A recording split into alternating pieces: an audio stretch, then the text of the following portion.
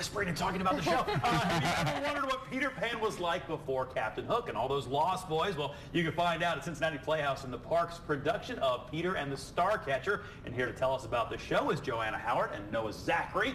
Guys, thanks for coming in this morning. Appreciate it. Thank you. It's our pleasure. Every time we have wonderful performers come in from the Playhouse, I always say, I know what a wonderful time of day this is for you guys to be up and at 'em. Oh, yeah. Every day we're up at 6 You are, a.m. I know it. I know it. Work until 10:30 at night, up at 6 a.m. Getting Actors going out the lifestyle. door. Absolutely.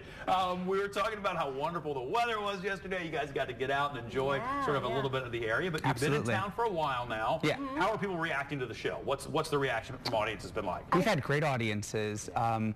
Even since we had a full week of previews and we had fantastic full audiences, it really helps you get your show done when you have a good audience to respond to. Right. Yeah, and I think people weren't really sure what to expect. You know, we had in the first couple of scenes, it seemed like audiences were very tentative and not really sure what was going on, and then by the end, people are kind of rolling in the aisles laughing. That's great. So that's kind of fun for us to experience, the audience's journey. And one of the things that's been so much fun, I would imagine, is seeing not only a reaction from kids, but grown-ups reacting to things that the kids don't necessarily react to. Absolutely. There's something for everybody. Our director describes it as a Pixar film where there's humor for the kids, and then there's some humor for the adults that goes right over the kids' head. So there's something for everybody. That's fun, though. Yeah, I mean, and just being able to connect with kids sometimes can be a totally different thing for a lot of kids, I would imagine. Might be their first theater experience. Absolutely. They're not used to, a screen not being there when they're seeing a performance like that. So what's the experience been like from the kid standpoint?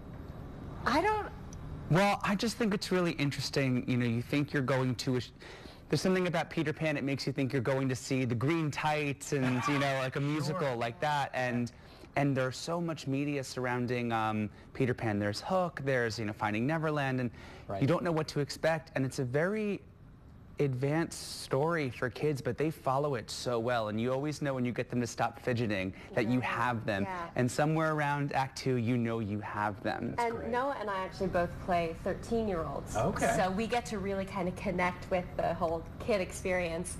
And I will say that there's one point in the show where we kiss. This happened yesterday. True story. The other night, it's kind of toward the end of the show, and we're really trucking through. We feel like the audience is totally with us.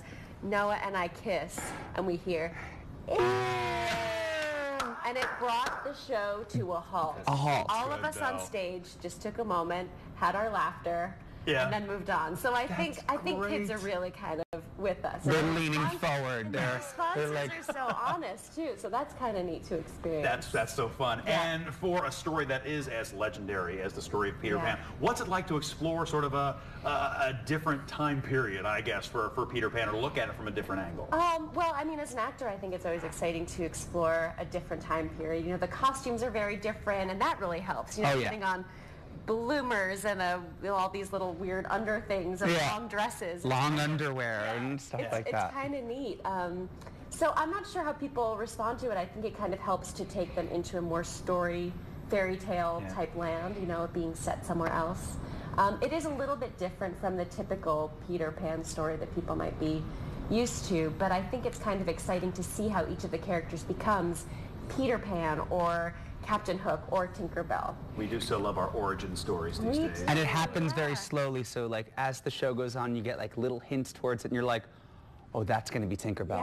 Oh, that, and you hear a lot of little voices saying, Tinkerbell, So it's neat kind of putting those pieces together. That's great. Guys, thank you so much for coming in. Thank you. Spend some time, break a leg, hope things go on. I'm hoping to bring my kids down to see the show as well. For more information on the play, you can go to local12.com and just look under that red Get It button. We'll be right back.